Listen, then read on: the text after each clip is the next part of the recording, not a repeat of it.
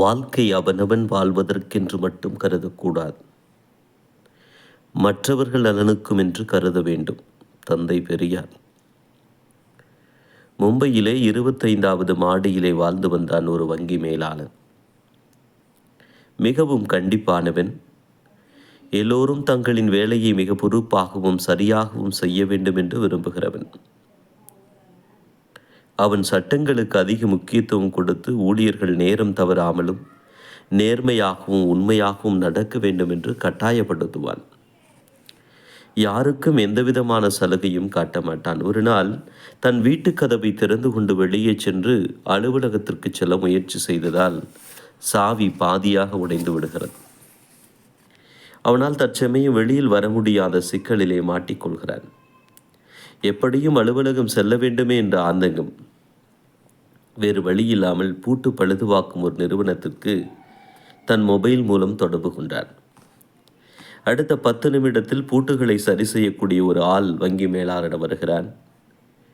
500 ரூபாய் பணம் கொடுங்கள், வேலையை முடித்துவிட்டு கதவை திறந்து விடுகிறேன் என்று சொல்லுகிறான். அதற்கு வங்கி மேலாளன் கதவை திற, நான் வெளியே வந்ததும் பணம் தருகிறேன் என்று அழுத்தமாக சொல்லுகிறான். அந்த பூட்டுகளை சரி செய்ய வந்த நபரோ, எங்களது சங்க விதிகளின்படி பணம் தந்தால்தான் வேலை செய்வோம் என்று உறுதியாக கூறுகிறான்.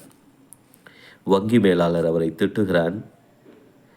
அவன் இல்லை என்றால் என்ன மற்றவர்களை வைத்து பார்த்து கொள்வதாகவும் மிரட்டுகிறான். உடனே அந்த பூட்டை சரி செய்ய வந்த நபர், என்னை இங்கே அழைத்து துட்டியதால் இனி எங்கள் சங்கம் மூலம் யாரும் வந்து இந்த பூட்டை திறக்க மாட்டார்கள் என்று சொல்லிவிட்டு தன்னுடைய சங்கத்திலும் இந்த வங்கி மேலாளருடைய செயலை பற்றி புகார் தெரிவித்துவிட்டு அடுத்த வேலைக்கு போய்விட்டான். வங்கி மேலாளர் அடுத்ததாக தனது அலுவலகத்திலே பணிபுரியக்கூடிய கடைநிலை ஊழியருக்கு தொலைபேசியிலே தொடர்பு கொண்டு பிரச்சனையை விளக்கிச் சொல்லுகிறான்.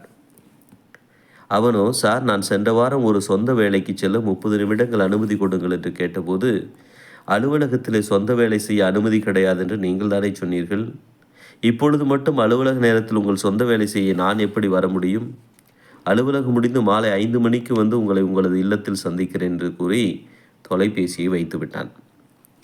மனவேதனையுடன் தன் காதலிக்கு தொலைபேசியிலே தொடர்பு கொள்கிறான் என்ற மேலாளர். செய்தியை முழுமையாக கேட்ட அவனுடைய காதலி, என்ன போன வாரம் பீச்சுக்கு வர சொல்லிட்டு நீங்கள் வரவே இல்லை. நாங்கள் 5 மணி நேரம் காத்திருந்தேன். ஒரு ஃபோன் செய்து வராமல் போனதுக்கு என்ன காரணம் என்று கூட நீங்கள் தகவல் சொல்லலை.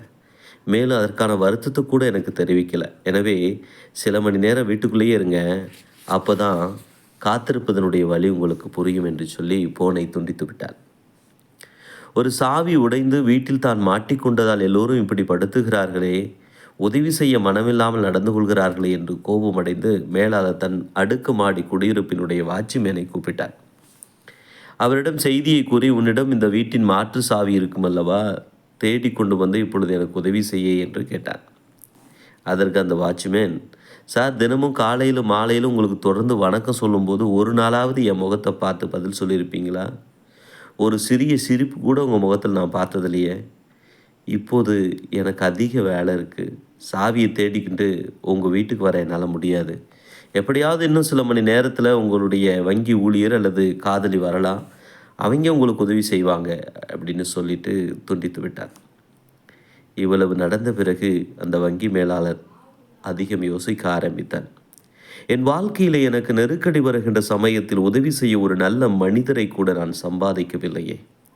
என்ன வாழ்க்கை இதுவரை நான் வாழ்ந்திருக்கிறேன் என்று தன்னுடைய உள்ளத்தில் உணர்ந்தவனாக தனது வீட்டினுடைய ஜன்னலை முதல் முறையாக திறந்து பார்க்கிறான்.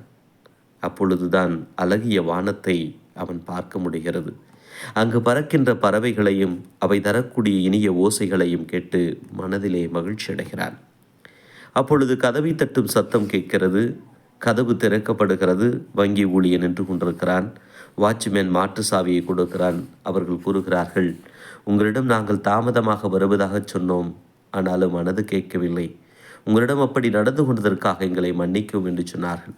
அப்பொழுதுதான் வங்கி மேலாளன் சொன்னான், நீங்கள் என்னிடம் பேசியதிலோ தாமதமாக வந்ததனாலோ எனக்கு வருத்தம் எதுவுமே இல்லை. பூட்டை திறக்க முடியாமல் நான் உள்ளிருந்த இந்த 2 மணி நேரம் என் வாழ்க்கையில் இருந்த சுயநலம் என்ற பூட்டை திறந்து விட்டது. எனவே நான் இதுவரை வாழ்ந்த வாழ்க்கையை புரிந்து கொண்டேன். மனிதர்கள்தான் வாழ்வின் மாபெரும் சொத்து என்பதை அறிந்து கொண்டேன். இதை உணர வைத்த உங்கள் அனைவருக்கும் நன்றி என்று கரம் கூப்பி நன்றி சொன்னான்.